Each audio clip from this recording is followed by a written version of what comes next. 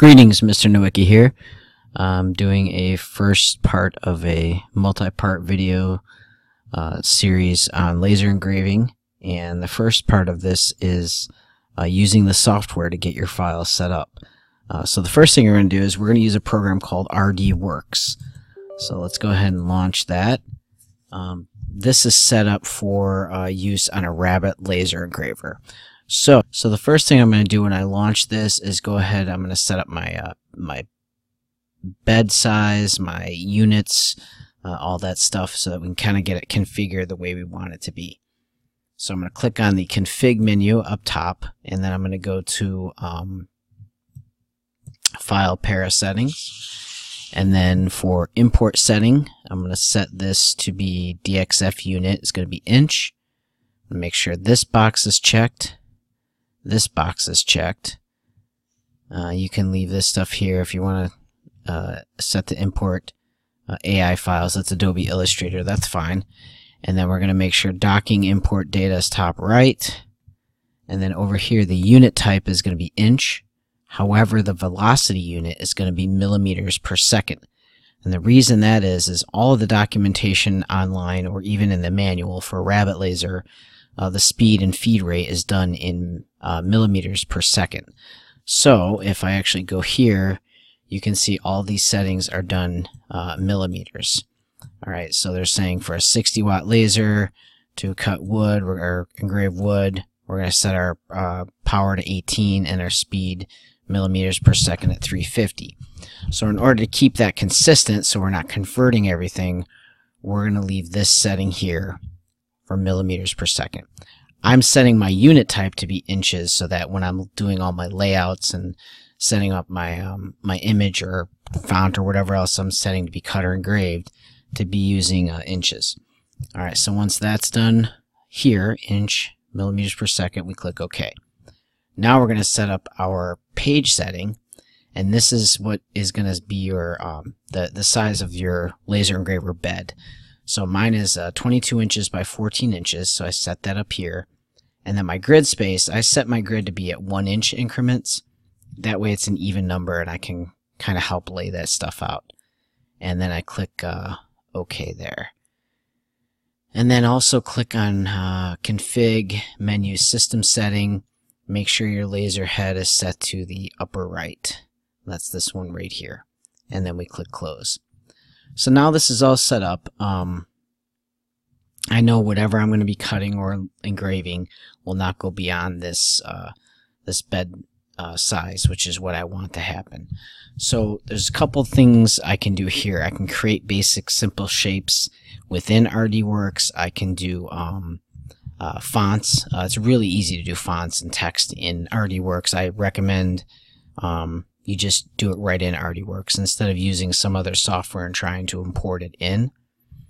The other thing is, if you have a complex shape, if you do that layout in Autodesk Inventor or Fusion 360, you can right click on your sketch, export that as a DXF, and then pull it right into here. But I don't recommend you do the fonts in Autodesk. I think you should just do them right in RDWorks. And there's a couple other tools here you can see that you can learn how to use. You'll have like a group, so if you have multiple parts, you can highlight them all and click group. You have, let's see, capture. You can do like a webcam capture, but I don't have one hooked up to this computer. You can, here's your text tool, here's your ellipse tool, so you can set this up like if you want to do a keychain that was set at that shape. I recommend you set up your material. I recommend doing a rectangle that's the size of the material. So for example, if you have a 5 inch by 2 inch block of wood you're going to cut or engrave into, then I would set that rectangle up, and so you draw the rectangle, click this, but anyways, I would set that rectangle up to be the exact size of that material so that you know whatever you're laying out in RDWorks is going to fit on the size of the material you're using for that particular project. Okay, so that's set to be the 5 inch by 2 inch. So whatever I put in here, if I'm going to do, you know, maybe a shape here and click here, This is the font tool. I'm going to add some font here. You know, whatever other shape I can do. I can mess around with this polygon line. Once I get that cross, see how the cross changes into one with a box in the middle. That means it's a closed shape. Okay, and then escape backs you out of that particular command you're in. The other thing to pay attention to is your colors. So I typically stick to 2 colors. Black is my cut, so that means it either cuts through the material or it just cuts this line. And blue is I call my engrave. So these are all black. If I were to click on this preview, notice how it's just the line. So it'll either cut through depending on what I set my power and speed at, or it'll just cut this line into the material. If I wanted to engrave it all, I could select it all and maybe just select this part. I can hold shift and select those things.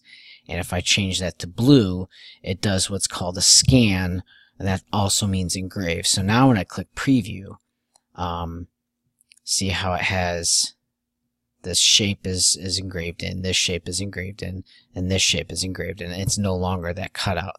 Yet this line here I left as the cut line. So if I wanted to cut this out of a bigger piece of material, I could do that. And then you have your order of priority. So you would technically switch the order so that the cut is second. And the reason that is you don't want to cut this shape out first and then have the laser engraver try to engrave this, because this could shift on the bed. So always do your cut last. So do your engraving, and then if you're going to have this cut out, do that part second. You can see here when you click on that different color. So scan is priority 1, and then cut is your priority 2. The other thing is, if you do set up your sizing box so that you know everything you put in this box is going to fit on your material, you don't necessarily have to cut your material out if it's already cut this shape and size. So if that's correct, all you do is click on that one thing and then you hit delete, and now you know it's laid out. But when you do your preview, it's not going to cut that other line. All right, so that's it for video 1.